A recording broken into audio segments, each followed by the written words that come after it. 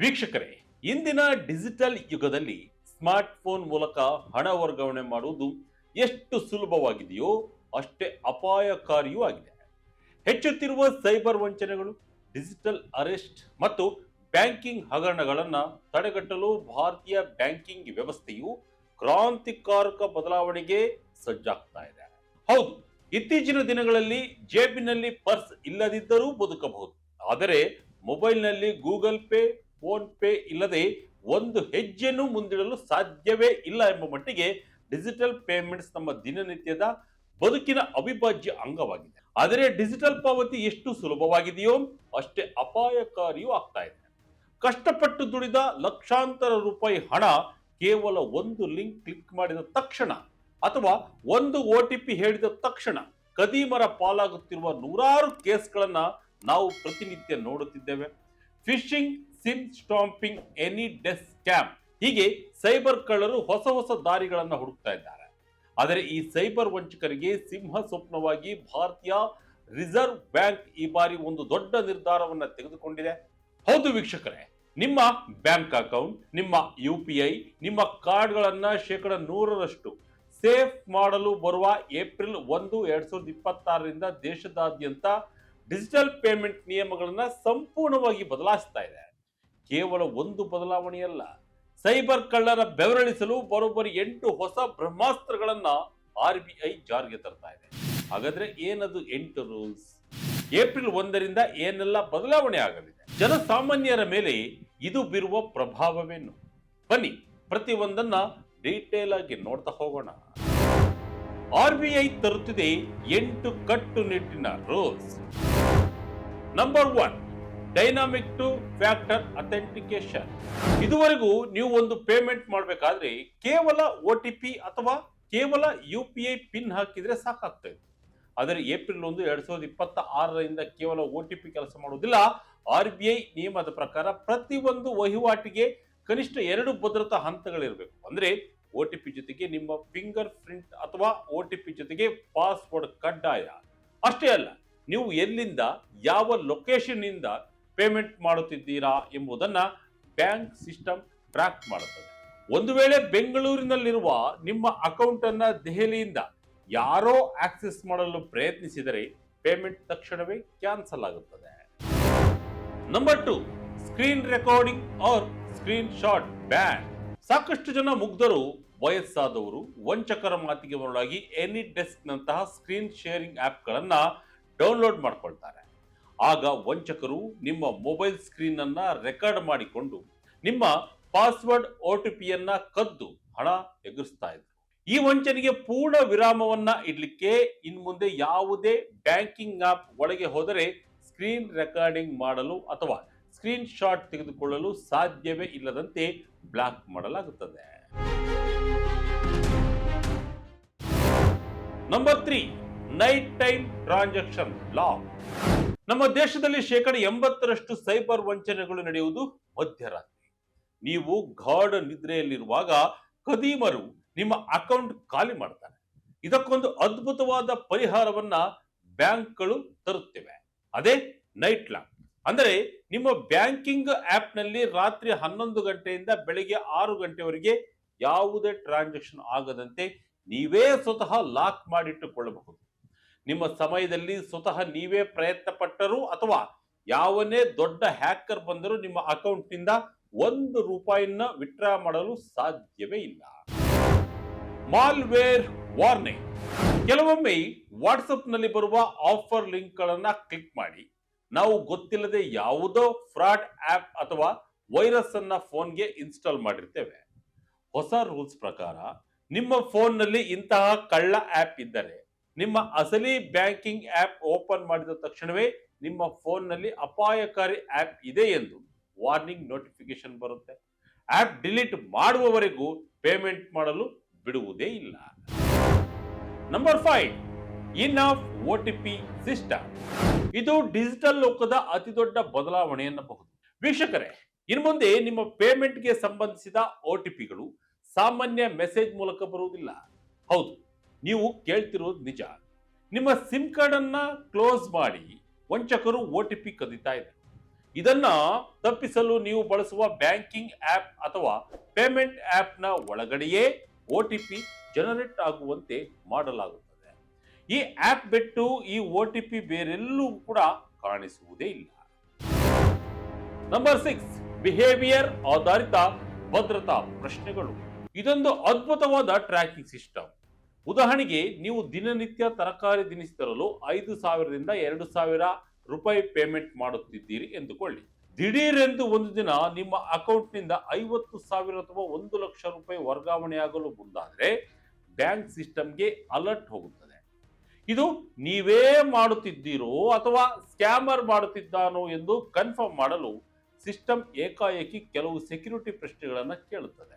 ನಿಮ್ಮ ತಾಯಿಯ ಹೆಸರೇನು, ನಿಮ್ಮ ನೆಚ್ಚಿನ ಶಿಕ್ಷಕರು ಯಾರು, ಹೀಗೆ ನೀವು ಮೊದಲೇ ಸೆಟ್ ಮಾಡಿದ್ದ ಪ್ರಶ್ನೆಗಳು ಸ್ಕ್ರೀನ್ ಮೇಲೆ ಬರುತ್ತವೆ. ಸರಿಯಾದ ಉತ್ತರ ಕೊಟ್ಟರೆ ಮಾತ್ರ ಪೇಮೆಂಟ್ ಸಕ್ಸಸ್ ಆಗುತ್ತದೆ.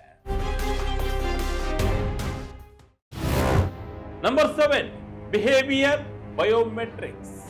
ತಂತ್ರಜ್ಞಾನ ಎಷ್ಟು ಮುಂದುವರೆದಿದೆ ಅಂದ್ರೆ, ಇನ್ನು ಮುಂದೆ ನೀವು ಮೊಬೈಲ್ ಹಿಡಿಯುವ ಸ್ಟೈಲ್, ನೀವು ಸ್ಕ್ರೀನ್ ಮೇಲೆ ಟೈಪ್ ಮಾಡುವ ಸ್ಪೀಡ್ ಮತ್ತು ಫೋನ್ ಬಳಸುವ ರೀತಿಯನ್ನು ಕೂಡ ಬ್ಯಾಂಕಿಂಗ್ ಆಪ್ ಗಮನಿಸುತ್ತದೆ.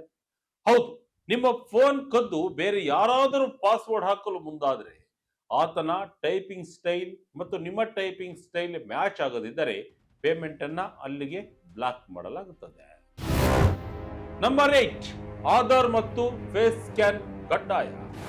ನೀವು ಜಾಗ ಖರೀದಿ ಮಾಡುವಾಗಲೂ, ಕಾರು ತೆಗೆದುಕೊಳ್ಳುವಾಗಲೂ 5 ಲಕ್ಷ, 8 ಲಕ್ಷ ಅಥವಾ 10 ಲಕ್ಷ ರೂಪಾಯಿಗಳಂತಹ ಭಾರಿ ದೊಡ್ಡ ಮೊತ್ತವನ್ನ ಮೊಬೈಲ್ ಮೂಲಕ ವರ್ಗಾವಣೆ ಮಾಡಬೇಕಾದ್ರೆ ಕೇವಲ ಪಿನ್ ಅಥವಾ OTP ಹಾಕಿದ್ರೆ ಕೆಲಸ ಆಗಲ್ಲ. ಅಂತಹ ದೊಡ್ಡ ವಹಿವಾಟುಗಳಿಗೆ ನಿಮ್ಮ ಆಧಾರ್ ಲಿಂಕ್ ಕಡ್ಡಾಯ. ಜೊತೆಗೆ ನಿಮ್ಮ ಬೆರಳಚ್ಚು ಅಥವಾ ಫೇಸ್ ಸ್ಕ್ಯಾನ್ ಮಾಡುವುದು ಕಡ್ಡಾಯ. ಈ ಬಯೋಮೆಟ್ರಿಕ್ ಇಲ್ಲದೆ 1 ರೂಪಾಯಿಯನ್ನು ವರ್ಗಾವಣೆ ಮಾಡಲು ಸಾಧ್ಯವೇ ಇಲ್ಲ. ಬ್ಯಾಂಕ್ಗಳಿಗೂ ಇದೇ ಜವಾಬ್ದಾರಿ, ತಪ್ಪಿದರೆ ದಂಡ. ವೀಕ್ಷಕರೇ, ಇಷ್ಟೆಲ್ಲ ನಿಯಮಗಳನ್ನು ತಂದಿರುವ RBI ಬ್ಯಾಂಕ್ಗಳಿಗೆ ಒಂದು ಖಡಕ್ ಎಚ್ಚರಿಕೆಯನ್ನು ನೀಡಿದೆ.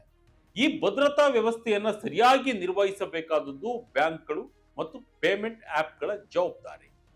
ಒಂದು ವೇಳೆ ಬ್ಯಾಂಕ್ನ ಸಿಸ್ಟಮ್ ವೈಫಲ್ಯದಿಂದ, ಭದ್ರತಾ ಲೋಪದಿಂದ ಮುಗ್ಧ ಗ್ರಾಹಕನ ಹಣ ವಂಚಕರ ಪಾಲಾದರೆ ಆ ಹಣವನ್ನ ಬ್ಯಾಂಕ್ಗಳೇ ಗ್ರಾಹಕನಿಗೆ ಮರುಪಾವತಿ ಮಾಡಬೇಕಾಗುತ್ತೆ. ಇದು ನಿಜಕ್ಕೂ ಜನಸಾಮಾನ್ಯರಿಗೆ ಸಿಕ್ಕಿರುವ ಅತಿ ದೊಡ್ಡ ಜಯ ಎನ್ನಬಹುದು. ಜೊತೆಗೆ ಈ ಎಲ್ಲ ರೂಲ್ಸ್ಗಳು ಮುಂದಿನ ಅಕ್ಟೋಬರ್ 2026 ಒಳಗೆ ಕ್ರಾಸ್ ಬಾರ್ಡರ್ ಅಂದರೆ ವಿದೇಶಿ ವಹಿವಾಟುಗಳಿಗೂ ಕಡ್ಡಾಯವಾಗಿ ಅನ್ವಯವಾಗಲಿದೆ. ಏಪ್ರಿಲ್ 1ರಿಂದ ಏನೆಲ್ಲ ಚೇಂಜಸ್ ಆಗಲಿದೆ? 10 ಪ್ರಮುಖ ಆರ್ಥಿಕ ಬದಲಾವಣೆಗಳು ಇಲ್ಲಿವೆ. ಕೇವಲ UPI ವ್ಯವಸ್ಥೆಯಲ್ಲಿ ಮಾತ್ರವಲ್ಲ, ಪ್ರಮುಖವಾಗಿ 10 ಆರ್ಥಿಕ ಬದಲಾವಣೆಗಳು ಆಗಲಿವೆ. ಆರ್ಥಿಕ ತೆರಿಗೆಯಿಂದ ಹಿಡಿದು ಗ್ಯಾಸ್ ಸಿಲಿಂಡರ್ ಬೆಲೆಯವರೆಗೆ, ATMನಿಂದ ರೈಲು ಟಿಕೆಟ್ ಕ್ಯಾನ್ಸಲೇಷನ್ ವರೆಗೆ ಬದಲಾಗಲಿದೆ. ಏಪ್ರಿಲ್ 1ರಿಂದ ಇದನ್ನ ಎಲ್ಲರೂ ಫಾಲೋ ಮಾಡಲೇಬೇಕಾಗುತ್ತೆ. ಬನ್ನಿ ಒಂದೊಂದೇ ನೋಡ್ತಾ ಹೋಗೋಣ. ಆದಾಯ ತೆರಿಗೆಯಲ್ಲಿ ಐತಿಹಾಸಿಕ ಬದಲಾವಣೆ. ಸ್ವಾತಂತ್ರ್ಯದ ನಂತರದಲ್ಲಿ ಜಾರಿಯಲ್ಲಿದ್ದ 1961ರ ಆದಾಯ ತೆರಿಗೆ ಕಾಯ್ದೆಗೆ ಈಗ ಕೊನೆ ಬೀಳಲಿದೆ. ಅದರ ಜಾಗದಲ್ಲಿ ಆದಾಯ ತೆರಿಗೆ ಕಾಯ್ದೆ 2025 ಜಾರಿಗೆ ಬರಲಿದೆ. ಈ ಹೊಸ ಕಾಯ್ದೆಯಲ್ಲಿ ಅಸೆಸ್ಮೆಂಟ್ ಇಯರ್ ಮತ್ತು ಪ್ರೀವಿಯಸ್ ಇಯರ್ ಎಂಬ ಗೊಂದಲಕಾರಿ ಪದಗಳ ಬದಲಿಗೆ ನೇರವಾಗಿ ಟ್ಯಾಕ್ಸ್ ಇಯರ್ ಎಂಬ ಸರಳ ಪದ ಬಳಕೆಯಾಗಲಿದೆ.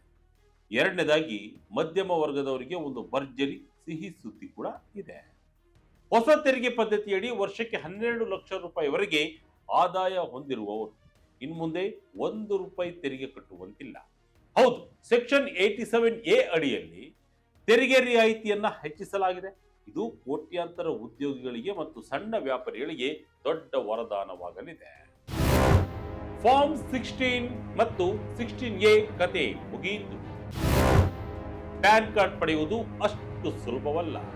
ಇನ್ನು ಮುಂದೆ ನೀವು ಟ್ಯಾಕ್ಸ್ ಫೈಲ್ ಮಾಡುವಾಗ ಫಾರ್ಮ್ 16 ಬದಲಿಗೆ ಫಾರ್ಮ್ 130 ಮತ್ತು ಫಾರ್ಮ್ 16A ಬದಲಿಗೆ ಫಾರ್ಮ್ 131 ಅನ್ನ ಬಳಸಬೇಕಾಗುತ್ತೆ. ಇದು ತೆರಿಗೆ ಸಲ್ಲಿಕೆಯನ್ನ ಮತ್ತಷ್ಟು ಸುಲಭಗೊಳಿಸಲಿದೆ ಎಂದು ಸರ್ಕಾರ ಹೇಳಿದೆ. ಇನ್ನು ಇಲ್ಲಿಯವರೆಗೆ ನೀವು ಕೇವಲ ಆಧಾರ್ ಕಾರ್ಡ್ ನೀಡಿ ಪ್ಯಾನ್ ಕಾರ್ಡ್ ಮಾಡಿಸುತ್ತಿದ್ದೀರಿ.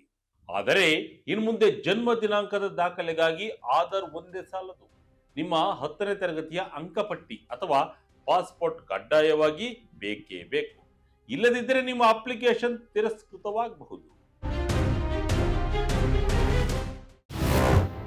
5 ಮತ್ತು 6ನೇ ಬದಲಾವಣೆ, ಬೆಲೆ ಏರಿಕೆಯ ಬಿಸಿ.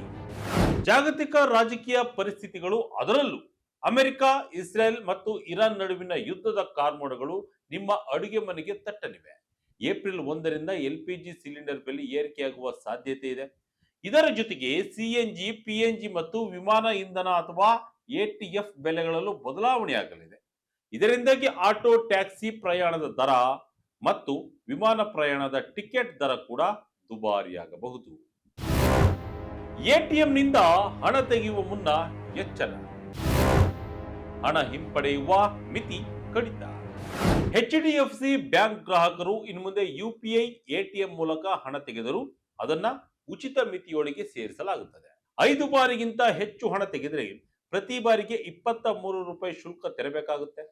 ಇನ್ನು ಬಂಧನ್ ಬ್ಯಾಂಕ್ ಕೂಡ ತನ್ನ ಗ್ರಾಹಕರಿಗೆ ಮೆಟ್ರೋ ನಗರಗಳಲ್ಲಿ 3 ಬಾರಿ ಮತ್ತು ಗ್ರಾಮೀಣ ಭಾಗದಲ್ಲಿ 5 ಬಾರಿ ಮಾತ್ರ ಉಚಿತ ಅವಕಾಶವನ್ನು ನೀಡಲಿದೆ.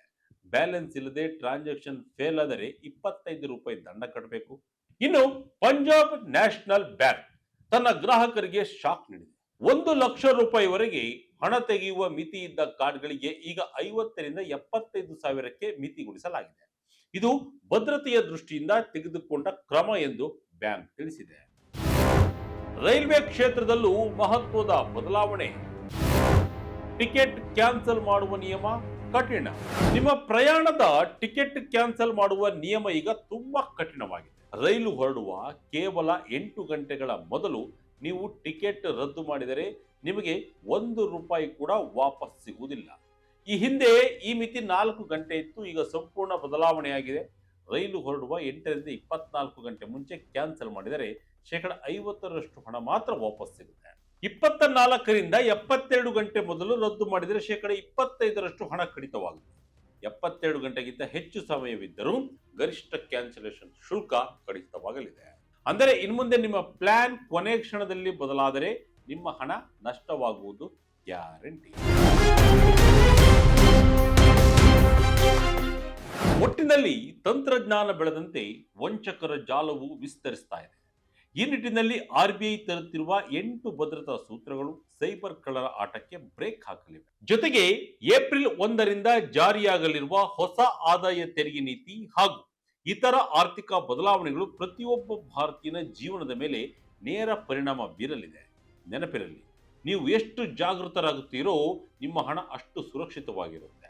ನಿಮ್ಮ ಹೊಸ ನಿಯಮಗಳು ಪಾಲಿಸುವುದು ಕೇವಲ ಕಾನೂನಲ್ಲ, ಅವು ನಿಮ್ಮ ಕಷ್ಟದ ದುಡಿಮೆಗೆ ನೀಡುವ ರಕ್ಷಾ ಕವಚ. ಬದಲಾವಣೆಗೆ ಹಿಂದೆ ಸಜ್ಜಾಗಿ ಡಿಜಿಟಲ್ ಲೋಕದಲ್ಲಿ ಎಚ್ಚರಿಕೆ ಹೆಜ್ಜೆ ನೀಡಿ. ಆರ್ಬಿಐನ ಈ ಹೊಸ ರೂಲ್ಸ್ ಬಗ್ಗೆ ನಿಮಗೆ ಏನನ್ನಿಸ್ತು? ಕಮೆಂಟ್ ಮೂಲಕ ನಮಗೆ ತಿಳಿಸಿ. ಇದಾಗಿತ್ತು ಈ ಕ್ಷಣದ ಇಂಟ್ರೆಸ್ಟಿಂಗ್ ಸ್ಟೋರಿ. ಇದೇ ರೀತಿಯ ಸ್ಟೋರಿಗಾಗಿ Vijaya Kanaka website, YouTube page, Facebook page follow ಮಾಡ್ತಾ ಇರಿ. ಧನ್ಯವಾದಗಳು.